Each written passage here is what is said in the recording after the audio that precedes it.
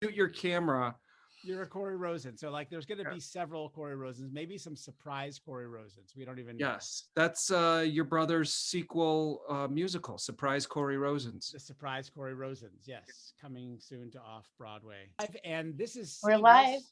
Welcome to a seamless event Yeah. Here at the Book Cellar in Chicago. What time Okay. is it? 7:11. Towards the end of the book, you talk about prep and getting ready for the show, warm-ups. You also talk about like types of shows and professionalism and being there on time and all that stuff. I found that stuff really interesting. But yeah, just throw that out. All right, Suzy, I want to turn it over to you. Suzy, Here we go. take it away. Welcome, everyone, this evening to the Book Cellar in Chicago's celebration of Corey Rosen and his new book, Your Story Well Told. Bookstore Lady has been greatly anticipating this super exciting evening where we can learn to tell stories that capture attention and leave an impression. So guests, if you have a question for Corey or Ed during the evening, please type it in the chat and I'll read them when we get to the Q&A portion. So without further ado, I extend a huge Chicago welcome to Corey and Ed and turn the evening to them. Corey, congrats on your book. Thank you, Ed. Thanks for being here. So good. I actually read it. You did? Yeah, you sent it to me and I read it. Yeah, I'm so. I was like, when I got it, I was like, God, this is huge. Ugh. Yeah, I know, it's too big, right? Yeah. But I wanted something that you could not just read, but you could like fold up and stick in your back pocket. Like you could be that guy. Yeah, like or a counterweight to something heavy. You put it on the other side and it makes it even. It'd be good for that. I don't know exactly how many grams it is. It's 3 stone. It's 3 stone. Well, there you go. You can put it on the scale when you want to add a little weight for your wrestling match. Yeah, because I'm always underweight and I want to go class up when I wrestle. Yeah. That's my nickname as a wrestler. He's always underweight and he wants to class up as a yeah, you wrote a book. A lot of times I think like I would love to write a book, but really what I would love is to have written a book. Like I don't want to actually write it. Yeah. I want to be someone who is like an author. And like I've written a book, it makes me an expert. But every time I have that impulse, I have like these other impulses of like, I'll do anything but do that. Oh yeah. And then I follow that impulse. Yeah. So congratulations. I know exactly what that's all about. Thank you. And I know exactly that instinct. Because I also, although I can't say that I like always wanted to be an author, although I like that idea of like having been an author, and it feels weird being in that camp now of like I've gotten something published. I've done that because I didn't kind of approach this with like that, like I'm going to write this book so that I can get to there. It was more like I had this thing that I was like, all these things that were in my head swimming around or that I'd been teaching in classes. And it was like, I'm going to put a lot of those things down on paper and then I'm going to read them back. And if they don't suck, then I'm going to send them to somebody else to read. Good work. And that was kind of the origin of it, was like, let's just start with not sucking. Or actually, let's start with sucking. Let's like just write the thing down and then let someone else maybe help me determine whether it sucks or not. And it turns out that it doesn't. I think it doesn't suck. It truly doesn't suck. You didn't want me to blurb it, but you can take that. And when you do the reprinting, it truly doesn't suck. Ed Herbstman, all his theaters died. And when you wrote the book, did you have those headphones on the whole time? No. And are you a esports gamer? These are the questions I was hoping you would ask me in this event, because yes, I mean, everybody wants to know, did I wear these headphones while I was writing the book? Okay. And which podcast / Sirius XM channel was I listening to the entire time? Right. Stern. There is one now called Cinemagic. Have you listened to that one? It's is it only good? soundtracks from movies. So it's actually excellent. amazing. It's amazing. I go to this website that just plays the sound of ambient coffee shop, and I just have that play. But I also have another website that's police radio scanners from across the country. So I have them play at the same time. And it just soothes me and amps me up at the same time. I love that. I could see how that would be hard to get anything done, though. I don't do the Moth. I have never No? done the Moth. Really? Have you been to or listened to or any of that? Oh, of course, I'm a Yeah. fan, Okay. Yeah. and I'm regularly moved by the stories I hear on the Moth Radio Hour and Mhm. NPR. I have cried Mhm. while driving. Mhm. I have sat in my driveway having a really long driveway moment, finishing Nice. listening to a Nice. story. I have become a fan of people. Um, uh, should we pay attention to any of these chats? We should. There's a Susie. There's a situation where I think people are only seeing Ed. So I don't know if you've I don't spotlighted understand why him. that's a problem. If you've just spotlighted Ed, like if That's a I talk, feature, not a bug. you should maybe also be seeing. Oh wait, I see me now. Can you Oh, guys there see you go. me? Has that changed anything, or am I just? That worked. It switched. Okay, good. There we Now go. it's just Corey the whole time. Well, that's going to be really hard for people. Wait until David Joyella starts to talk. Then you'll see. Oh, David I could Joyella's see both. name. Jenny says, "Okay, great." Oh, good. All right. There we go. Thank you both. Though. Thank you, Ginger. Thank you for. So Yeah. for the uninitiated, the Moth is a storytelling sort of slam, for lack of a better. Mhm. And it's the feature that I love about it is that you get up there with no notes, Yeah. and I think that is changes everything. Mhm. The you know, because everything is death by PowerPoint if somebody is reading something that's pre-prepared, and not having notes and not having a script puts you into that space where you can't help but deal with the reality of the moment. You can't escape into the words that are prepared. Mhm. My office is haunted, by the way. We might be visited by some very charismatic but old sets of bones. I think They Susie hover. Susie can also mute yourself if you want, Oh, Susie. Then we might have some was that feedback from her. happening as well? It could have been. But you are 100% right. I agree with that idea in terms of when you are telling a story, when you are performing in any way, there's this over preparedness curse that I think happens to a lot of presenters, whether it's somebody Yeah. who's telling an old chestnut that they've told Mhm. 1,000 times at dinner parties, or whether it's somebody who's getting up in front of their boardroom or executives or their team and they've prepared so much that it's lost them in the telling of that story. So when you have to go to a show like The Moth is one of many shows in which people, and usually, the idea of it is that they're not all storytellers, they're not all professional Right. people that do this for a living or even a hobby. They're just people that have like, oh, I've got something on that theme or something that I want to talk about, and they get up there, and because they don't have their notes, you watch like one of two things happen. Either it's really lovely and it comes out naturally, and you love them for the imperfections, Mhm. or they're that first kind of person and they go up there with an idea that they've over prepared, and I've seen them in the audience reading that piece of paper and trying to cram it in their head, and then they get to that line where then they were worried that they were going to forget, and then they forget, and they go up and they're like, oh shit, God, oh, Mhm. what am I supposed to say? And it's Right. like that's where the you know the Mission Yes. Impossible mask is ripped off, Sure. and you Yeah, and see I've experienced both feelings of like, oh, my mask is being ripped off, but also witnessing other people. I'm sure you've experienced this as well as a teacher. I've taught improv for quite a long time, and I have found that really what you're doing is just being really gentle to figure out where the handles are on this person's mask, so you can with them take it off and allow them to be themselves without wearing the costume of their identity.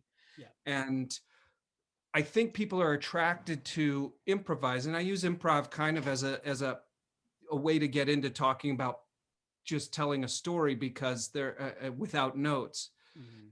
Because I think what we're doing when we get attracted to becoming a storyteller, professionally or amateur, or an improviser, both, for a career or for fun, is there's some part of us that's like, I feel like this might be fun, like this, I might be good at it. Mhm. Or maybe it's really resonating beautifully and ringing a really, really clear bell in your mind, like, this is me. That's what attracted me to improv. It's like, oh my God, I want to do that.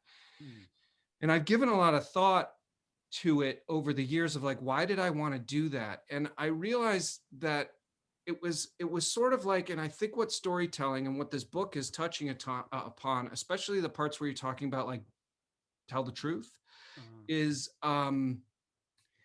you're reshaping, reconfirming, and re-exploring your own identity and relationship to the world and to other people when you tell a story, even if it's just at a party, or more so if it's at a party or social gathering. If you're with friends and sharing stories, Mhm. it's like you're swimming in the shared collective culture you've created with yourself. If it's with an audience you haven't met yet, you're participating in the greater cultural shaping of that moment. And I think with improvisers, we're attracted to it, but we don't know what it is. It's like we didn't know exactly what would happen. They didn't know what would happen when they split the atom. They had an idea, and then now this has happened. We live in this world. Uh-huh. You know, I feel like I really wanted to connect, but I wanted, when I started doing improv, but I wanted the distance, that Mm. it wasn't really me, but it was me at the same time. Mm. And I think over the years, I have gotten more and more of wanting the differentiation between those two things to get blurrier and blurrier, Mm. or maybe rip away my own mask of like, what am I trying to do to entertain or Yeah. to get people to like me? And I think what I really liked about your take on storytelling and how you break it down is that that you have the craft of storytelling to be better at the craft. Mm. And the consequences of that are up to you, whether it's to get people to like you, to make a sale, to be better on a date, or to do an excellent intro at the bookseller, up top, instead of just reading a bio, telling a story. There's something really powerful about breaking it down and looking at it as a craft. And it really doesn't matter what you're trying to do with this stuff. It's like, this is how you paint. Paint whatever you like, but this is how you paint. There's a structure to it.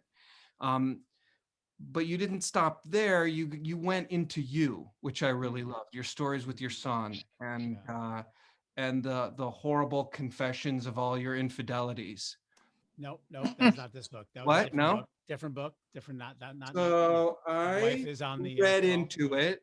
Uh-huh. I read into it because there's so much subtext in story. Yeah. Yeah.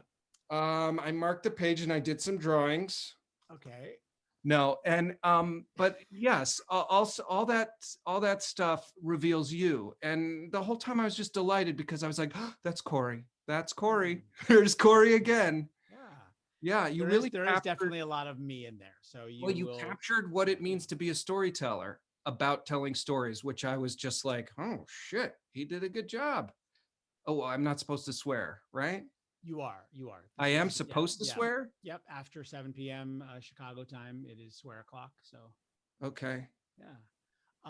Thank you for all of those amazingly kind things that you just said, and really interesting insights into both the way you construct and approach storytelling, and I think the way that I've tried to in the book break down those processes of going from just being a person or an improviser to getting up on a stage of any kind and telling and communicating those stories. I mean, I didn't really do, I admit, I didn't really do this as a thing Mhm. until I discovered the moth. I mean, I always told stories to Oh, yeah. people, but the difference between like playing make 'em ups in a improv show or doing a play or something like that is very different than like being at a cocktail party and like launching into a story of this crazy thing that happened one time or last night or this morning or whatever that is.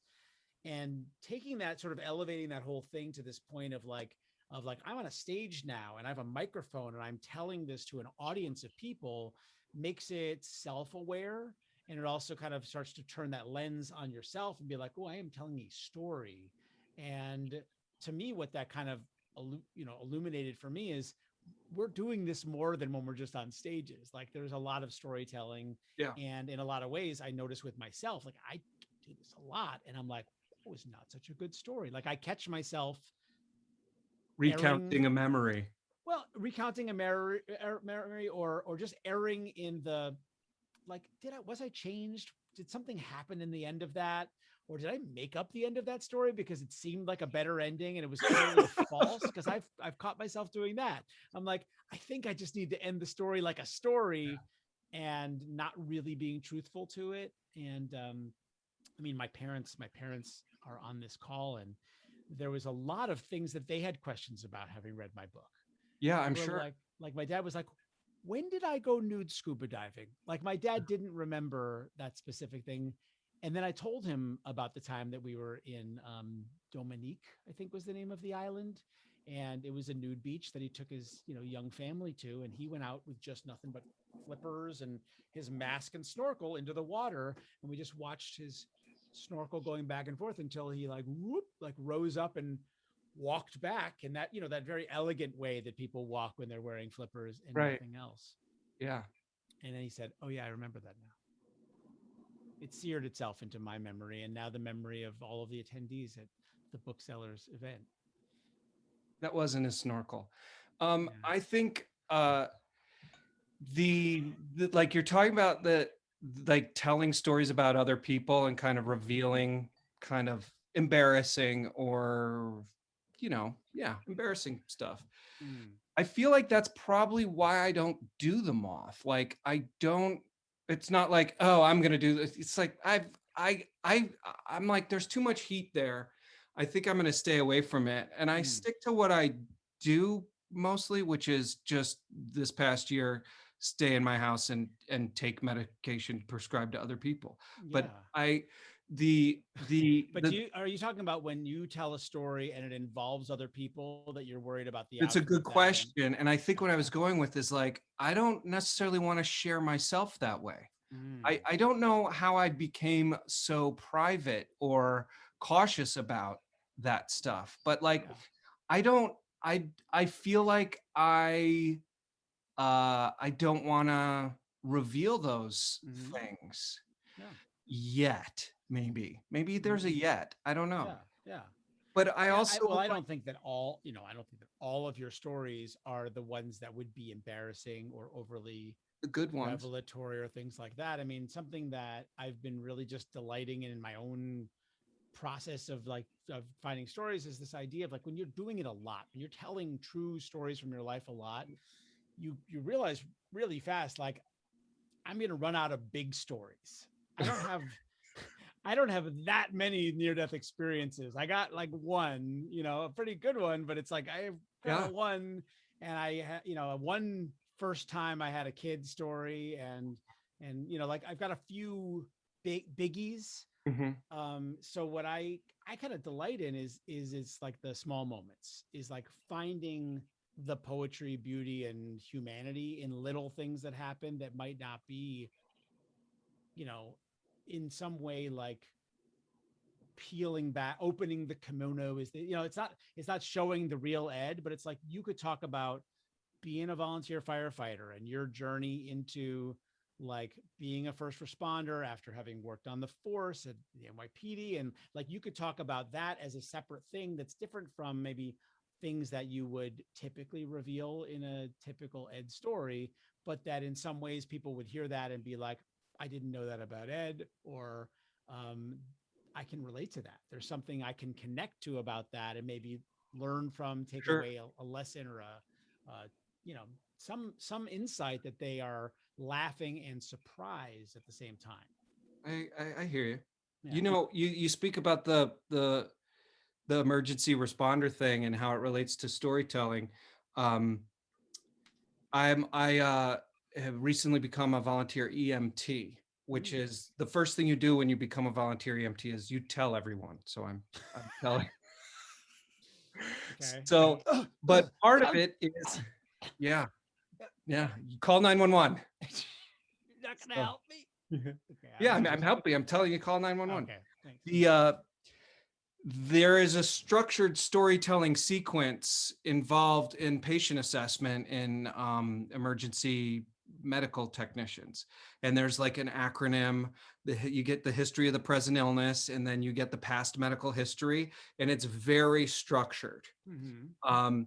It's not the story spine. It's not the multiple different ways that you have in this book of like, Right. first, once upon a time there was this, but in a strange way, it is. Once upon a time, You're I piecing was together feeling their story. okay. Yeah. Then this thing happened, and then this happened, and this happened, and now I feel this way. You know, you need to get the patient's story and elicit it through a series of specific questions Yeah. while the patient is struggling. And it's really interesting because while I was reading that, I was like, oh, this is related in that way. Yeah. That I love that. And I relate to that in so many ways, because I think that is like, in one way, the power of storytelling, that even in an emergency situation, yeah, contextualizing in terms of like, this is what was happening, this is what the trigger was, this is what the current behavior is. You're an outsider walking into the situation. You can't just treat this person. You don't know what's going on. So I think that that's really amazing. I never knew that healthy way to kind of approach the giving of emergency care to another person. well, it sort of speaks to like how a story is not the conveyance of information. Mm-hmm. While this, yeah, the EMT thing, you are like, it's scaffolding for information to be communicated so you can make your assessment and figure out like what a possible problem or solution might be. But where it differs in when you're performing a story or when someone is performing a story, they're not conveying just the information about what happened. They're communicating the values of who they are as a person, Yeah. what they believe. There's so much subtext involved as well of like just the example you I think you gave in your last talk of the guy just getting up on stage who, or no, it was in your book. Yeah. The guy getting up on stage, and I'm about to tell you something that, you know, I've never told shared anyone with else. anyone. The meta narrative of the moment becomes important, and actually like a gripping moment of tension that allows the conveyance of whatever that information was to have the type of impact that a story, you know, it's the delivery device for information, but it's also the telling of the story as a story in itself. Yeah. And I think you captured that in your book really well of why that's the case. Yeah. I remember. Yeah. Go Can I ahead. just riff on that? Yeah, Because I yeah. love that idea. And I think that that's a kind of a tell for a lot of people that are struggling with the telling of a story, between like this thing happened and like how they kind of turn it into a story.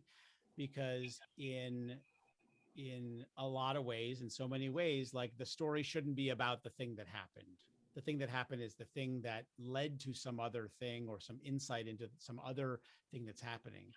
I am not an EMT, but your story about EMTing reminded me of a time that I was trying to impress my girlfriend's family, and we Diane were in Gottschalk. Lake Tahoe. Not Diane Gottschalk, good guess. Jenny Meyer. Jenny Meyer was my girlfriend. I was Good. with her family in Lake Tahoe, That's a California. that's a callback for Wenner. That is, yeah. Okay, Or maybe for Diane Gottschalk. I don't know if Diane is if here, she's but here. she'll watch Don't the start, replay. Ed, from Diane. Okay, we've alienated everybody in the crowd, but basically Yes. she's been brought up in every one of these Zoom book uh, talks, Mm, so I had to. mm. Okay. So it was not that girlfriend. It was another girlfriend named Jenny Meyer that I was trying to impress. And at this dinner lunch we were having at the Sunnyside, which is a restaurant on Lake Tahoe, a waiter rushed over to the table. Does anyone speak French? And je parle un peu de français. So I raised my hand, and there was an emergency situation where somebody Oh, who no. spoke French Yeah. was unable to communicate with the actual EMTs that were there. And so I went over and just in a little bit of a qu'est-ce qui se passe? Who are you? He has a pencil stuck in his library. It was not that story, but I got some basic information, and was able to convey it back to the EMTs. And then when I came back to the table, I noticed that they would looked at me differently. Like the family saw me in a slightly different light. And so from that sort of point forward, it was things got better. And now that girlfriend is my wife. Oh, good. So that might have been the moment, was my 6 years of French that might have saved that situation. So that's not quite an EMT story, but that was kind of where that No. took me to. So let's just look at that. I So it's a do. story I do about also a want to thing hear that her happened. version of it, but go on. She could tell you. Jenny, do you want to tell your version of the story? Or should I say Corey Rosen? Corey panicked. I did. Jenny did everything. No, can you guys hear me? I can hear you. Yeah, go ahead. No, it was pretty much that, he was not yet my boyfriend, and yes, Publicly. publicly. Yeah. Yeah, and everybody was there. My grandmother, she invented a game called Bet Your Bippy, which if you lost, you had to go stand in the middle of the street. I love her. But no, it's actually very true. And they comped Corey's meal. The restaurant did, really? The restaurant did, but my family did, and it's true, my family did look at him a little bit differently. Yep. Like, this isn't just some putz that Jenny dragged along so we could pay for his meal. He's a true French hero. Yes, an all French hero. Wait, so why was he at dinner with you if you weren't publicly dating? Was it an open secret? It wasn't dinner, it was lunch. It was lunch. Oh, okay. Yeah. And Wow. I invited some quote unquote friends to come up and hang out. I was Okay. among other friends. Oh, I slash see.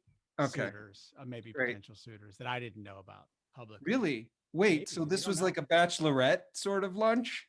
This could have been. Jenny, were you courting other people at the same time? Oh, of course not. Okay, good. Oh, you guys are so sweet. This might have just started a different story. Which most stories do. Yeah. Yeah, that's the moral of the story is when Yeah. someone asks, does anyone here speak French? The answer should be pourquoi. Oh, I like that. Yes, Very find good. out why. Yeah. Because it could be because we need to kill one person in Could this be that. restaurant to save everyone else. It's Yeah. a Dark Knight situation. I'm the kind of person that says we. So Yeah, in that yeah. situation, We, yeah. Yeah. Good for you. It could have gone the other way. I could have killed someone. Yeah, yeah. With my poor grammar. It does not sound that serious. The It turned out to condition be- that the turned out person to be had. okay. It turned out Yeah. to be all right.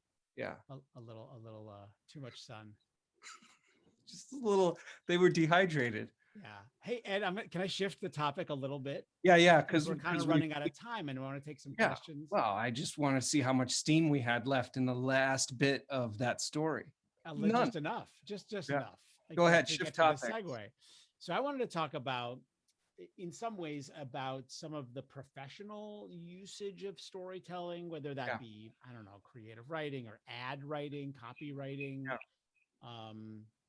or other things, like just to see sort of what comes to mind for you in terms of both, as a writer, as a creative person, but also relying on or thinking about the skills that you've developed through improv and storytelling and how those come into play, if at all. So does that Yeah. spark anything Well, I mean, for you? truly, when I worked in advertising for a good part of my 30s, or all of my 30s, and I worked with a very creative and innovative guy named Kurt Gunn, who began as a playwright, and his whole take was being really religious to storytelling and the craft of storytelling, in our pitches, even that we would actually map out Aristotle's diagram of a well-made play that everybody's familiar with. And we talked a lot about, Joseph Campbell and the hero with 1,000 faces and the journey, the hero's journey, and all of those. But we kept coming back to Aristotle's diagram, and we would actually put it on the board and plot out places where things would change and use it as our story map, as our sort of shared language. So we weren't just pitching funny stuff that we liked. It had to also live within the spine, because part of his genius was, we're not selling people a commercial, we're selling them a story that requires a bunch of pieces of content. So we don't make this amount of money, we make this amount of money. So there's a story behind why we were doing it, but also, it was an innovative approach at the time when online video was becoming a thing. This was 2005, 6, 7, 8. and our big focus was, how do we tell a narrative? And it was really hard because some of the best, funniest stuff I would pitch, in my opinion, was stuff that lived outside of the narrative track. And he was really disciplined in rejecting. Oh yeah, hurrah torpedo, JP Manu. Hi JP. Yeah, hurrah torpedo. We took a Norwegian kind of gag band. It was a real band. They actually made real music, but they used kitchen appliances for percussion and took themselves very seriously and did covers of American pop songs. So we made kind of like what you would do with the Beatles and make a movie with them, but we did a tour across America, and we plotted out our tour against Aristotle's storyline diagram. And, it ended up working. It's a discipline that I found really difficult at first, because I came from a place of like, if it works, it'll lead to something else. And he was like, no, you can't sell something with the promise of more stuff. You have to show what that stuff is. So we would actually structure our decks, our PowerPoint presentations, as stories that we're telling, of taking the client through it. And it really became a way to navigate through the trickiness of selling an advertising idea, but also end up with really great content. And it became shorthand all throughout the process. Every time we did one of these projects, we'd sit down with the lead actor, with the director, and we would show them all our material and what we're thinking and why we think this way, and why it's important not to kind of compromise in those areas, because the payoff is something that is really structurally sound, versus a payoff that might be short term. And I think that's what's great about your book, is that with a little bit of craft and discipline, you can end up with a greater payoff in terms of the story you're telling. Other thing I'll say is Kurt Gunn, and there was some, halo effect on me. I got good at it as well. Was he wasn't ever not telling a story. Everything he was doing was a story, or was a story within a story, and people didn't know it. You don't know you're being told a story. I mean, there's certain bit of a salesperson who's like always be closing, and they're telling the story of, this is interesting, we're getting along, I have something you need, we can work together. He could tell that story in parallel with the pitch he's telling. So I feel like when you talk about applications for storytelling, what you're really hitting on is applications for being a storyteller. The craft, yeah, that's one thing, but actually like activating it and maintaining it in order to both enhance and manage relationships with people at work or in life or dating. And I don't say manage in terms of control, but manage your ability to enhance them the way you want, is profoundly important and really useful when it comes to the craft of storytelling. Is that kind of 100%. I love that. And I think that you've hit on so many really interesting things in terms of that. One of which being the craft of storytelling doesn't mean that you're on a stage telling those stories. It's like the better you get at and learn about structures and of telling better stories, it becomes the way you communicate. right? It also opens up this thing that I get to do too, which is that, I don't want people to think of like being a storyteller is now going to make you into some sort of like solipsistic, person that's just like now everyone's going to constantly look at me and delight in my wonderful stories. It's actually the opposite thing happens.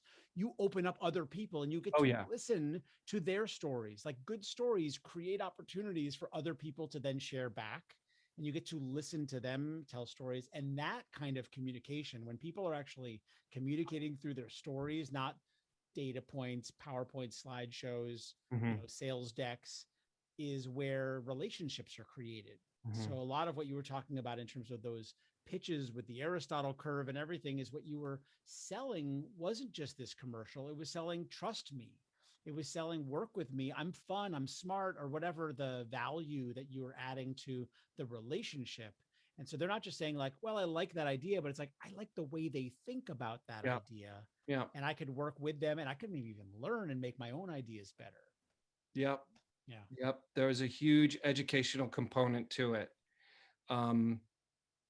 Of teaching, of like getting other people excited about your approach. Yeah. Yeah. It is true that there are people who are storytellers and they use that as a shield and they distance themselves and they've got the story about this and the story about that. And it's like, here's who I am. Please believe this is who I am. Yeah.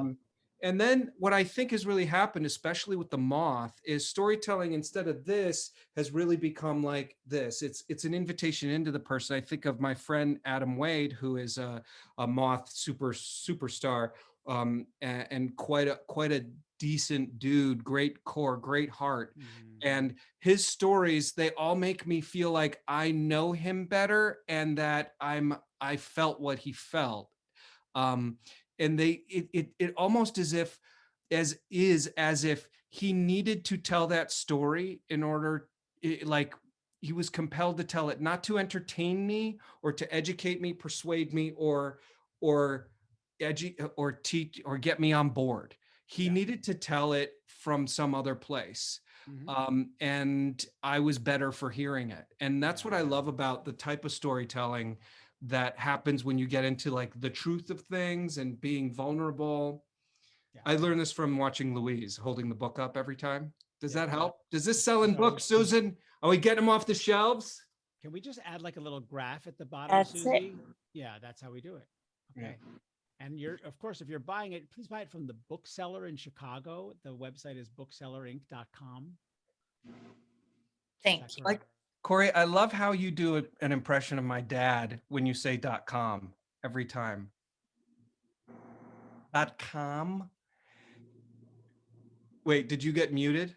What happened there? No, I'm still here. Oh, I think okay. You just heard yourself talk. Thank God. Yeah, because when you say bookseller.com, I hear all sorts of commentary on .com there, just knowing you.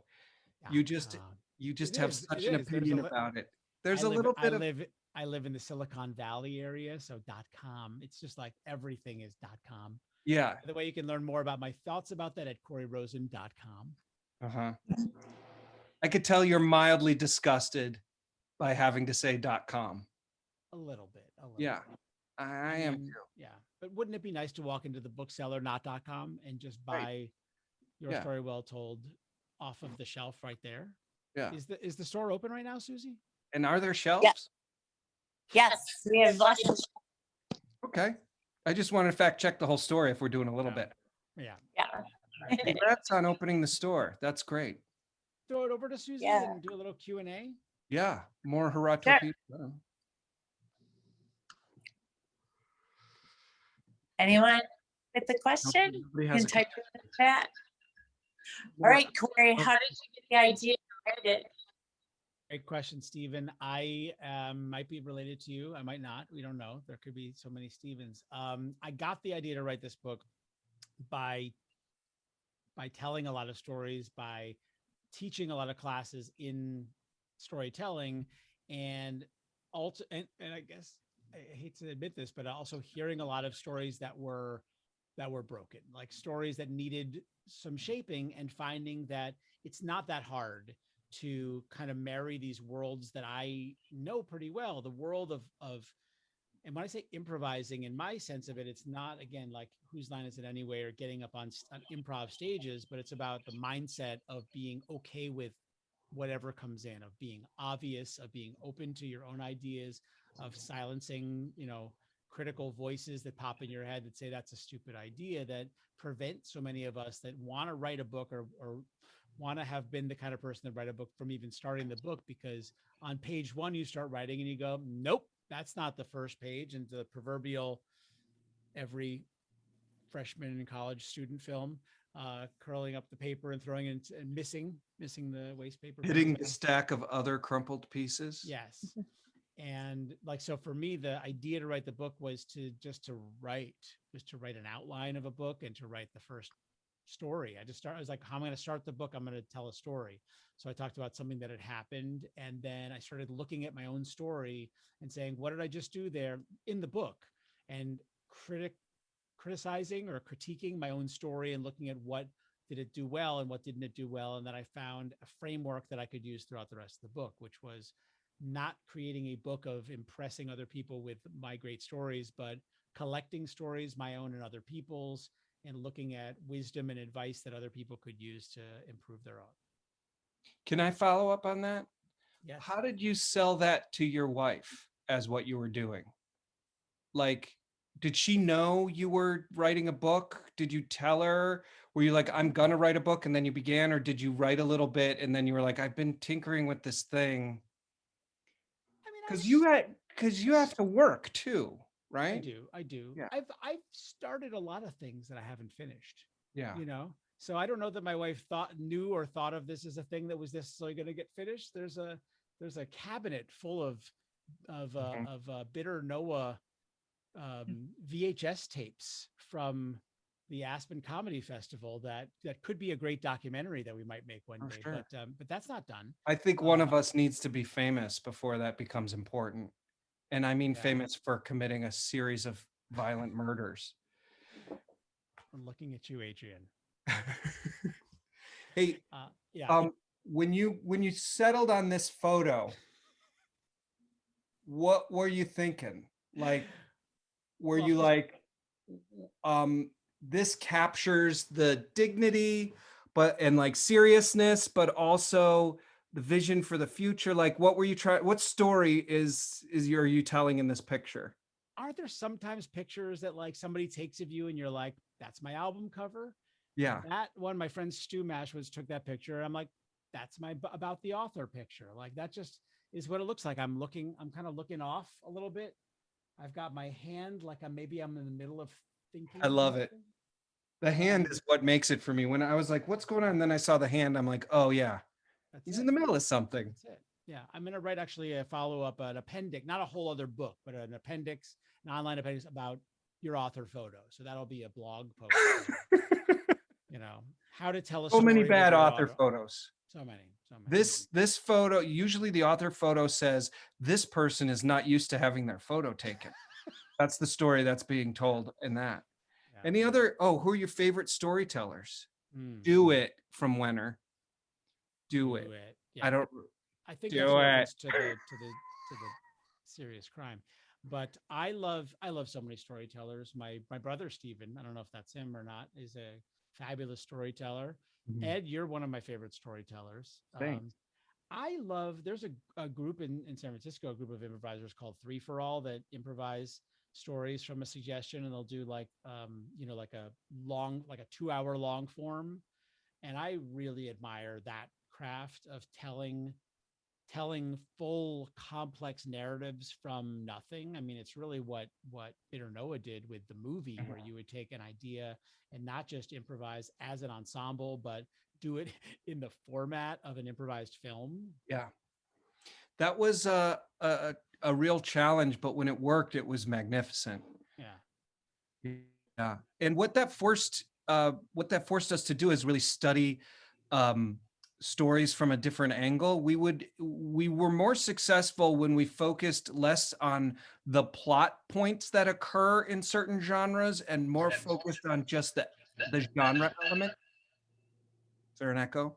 The genre elements. And if we really just studied the genre of the film we happened to be improvising, if we really were good at that, we would end up with the story happening to us. And that was really a lot of the fun where the fun came from.